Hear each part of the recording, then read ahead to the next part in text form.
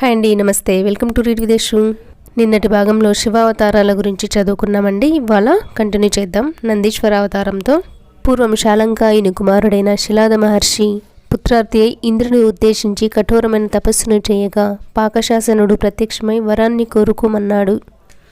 అయోనిజుడు అమరుడు సువ్రతుడు అగు పుత్రుని కోరుకున్నాడు శిలాదుడు. దానికిలా సమాధానమిచ్చాడు శతకృతుడు. ఓ మహర్షి, స్త్రీ గర్భం నుంచి జన్మించువాడు మర్త్యుడు అగు పుత్రుని మాత్రమే నేను నీకియ్యగలను. మృత్యువు లేని వారు లేరు సుమా. బ్రహ్మ విష్ణువులకు సైతం మరణం ఉంది. కాకపోతే వారి ఆయుర్దాయగణనం వేరు. వారు కూడా రుద్రుని దేహం నుండి పుట్టినవారే. నీ కోరిక దుర్లభమే అయినా ప్రసన్నుడైనచో రుద్రుడియ్యగలడు. కనుక రుద్రుని ఆరాధించు. ఇలా చెప్పి తన లోకానికి చేరుకున్నాడు ఇంద్రుడు. రుద్రుని ఉద్దేశించి తీవ్రమైన తపస్సు చేశాడు శిలాదుడు. 10,000 సంవత్సరాలు గడిచాయి. ఆయన శరీరంపై పుట్టలు పోశాయి. రక్తమాంసాదులు హరించుకుపోయాయి. అస్థిపంజరం మిగిలింది. అప్పుడు రుద్రుడు ప్రత్యక్షమై అభిష్టాన్ని తెలపవలసిందని పలికిన సమాధి స్థితిలో ఉన్న శిలాదుడు బదులు పలకలేదు. శివుడు తన అమృత హస్తంతో స్పృశించగా తిరిగి రక్తమాంసాదులు ఏర్పడి సమాధి వీడి కళ్ళు తెరిచాడు మహర్షి. ఎదురుగా ఉన్న పార్వతీ పరమేశ్వరులను దర్శించి వెంటనే పాదాలపై పడ్డాడు. పడి అనేక విధాల స్తుతించి అమరుడు అయోనిజుడు అన్నిటా నీతో సమానమైన వాడు అగు పుత్రుని అనుగ్రహించవలసిందని కోరగా శంకరుడిలా అన్నాడు. ఓ బ్రాహ్మణ, నీవు తపోధనుడవు.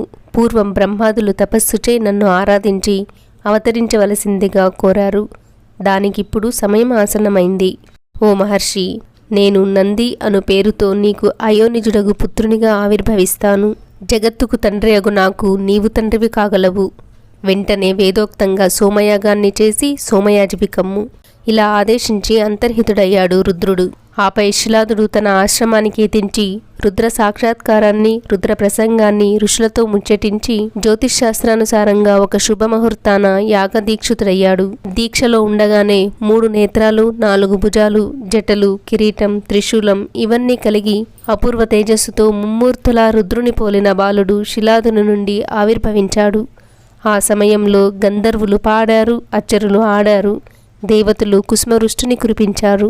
విధిమాధవ పురంధరాది బృందారక బృందం జయజయధ్వానాలు చేసి బాలుని సాదరంగా ఆలింగనం చేసుకుని స్తుతించారు. శిలాదుడు తేజోరూపుడైన బాలుని చూసి రుద్రుడిచ్చిన వరాన్ని గుర్తుకు తెచ్చుకుని సాక్షాత్తు రుద్రునిగా భావించి అనేక విధాల స్తుతించాడు. ఆశ్రమానికి చేరుకోగానే దివ్యరూపాన్ని విడిచి మనుష్య రూపాన్ని పొందాడు బాలుడు. శిలాదుడు దుఃఖించాడు. కానీ రుద్రుడిచ్చిన వరం వృధా కాదు కదా అని ఊరట పొందాడు.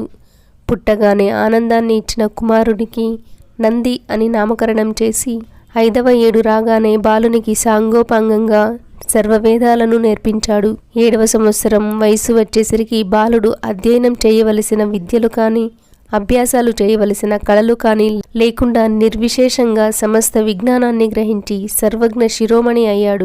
అలాంటి లోకోత్తర కుమారుడు లభించినందుకు శిలాదుడు పుత్రోత్సాహంతో పొంగిపోతున్న వేళ ఒక రోజున శంకరుని ఆజ్ఞచే మిత్ర, వరుణుడు అనే పేర్లు గల 2 ఋషులు శిలాదుని ఆశ్రమానికి వచ్చి అతిథి సత్కారాలను పొంది నందిని పరికించి ఇలా అన్నారు. ఓ మహర్షి, నీ కుమారుడు సర్వజ్ఞుడే అయినా అల్పాయుష్కుడు. నేటి నుండి 1 సంవత్సర కాలం తర్వాత జీవించడు. ఇలా చెప్పి వారు వచ్చిన దారినే వెళ్ళిపోయారు.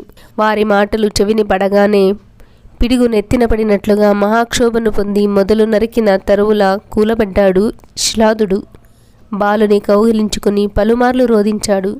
అలా రోదిస్తూ ఉన్న తండ్రిని చూసి, తండ్రి, నీ దుఃఖానికి కారణమేమిటి అని అడిగిన నందికి మిత్ర, వరుణులు తనకు ఏకాంతంలో చెప్పిన విషయాన్నే చెప్పి గుండెలకు హత్తుకొని మరింత బిగ్గరగా రోదించాడు.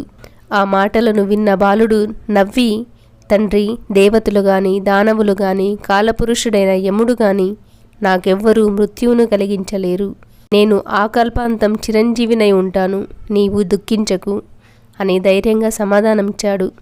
దానికి ఆయన, కుమారా, నీ ధైర్యానికి కారణమేమిటి అని ప్రశ్నించగా, నేను మృత్యుంజయుడైన మహాదేవుని గురించి తపస్సు చేసి మృత్యువును జయిస్తాను అని చెప్పి తండ్రి పాదాలకు ప్రణమిల్లి ఆయన అనుమతితో ఉత్తమమైన తపోవనానికి తపస్సుకై బయలుదేరి వెళ్ళాడు నంది.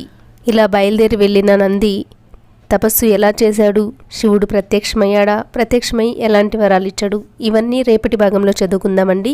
ఈ వీడియో మీకు ఎలా అనిపించింది, నచ్చితే లైక్ చేసి కామెంట్ చేసి, ఇలాంటి వీడియోలు చూస్తారు వింటారు అనే వాళ్ళకి, పురాణాలు చదవాలన్న ఇంట్రెస్ట్ ఉండి చదవలేకపోతున్న వాళ్ళకి ఈ వీడియోని షేర్ చేసి సబ్స్క్రైబ్ చేసుకోండి. దానివల్ల వాళ్ళకు కూడా ఇంకో ఇలాంటిది ఒక ఛానల్ ఉంది అని తెలుస్తుంది. ఛానల్ గురించి వాళ్ళకి తెలిపిన వాళ్ళు అవుతారు.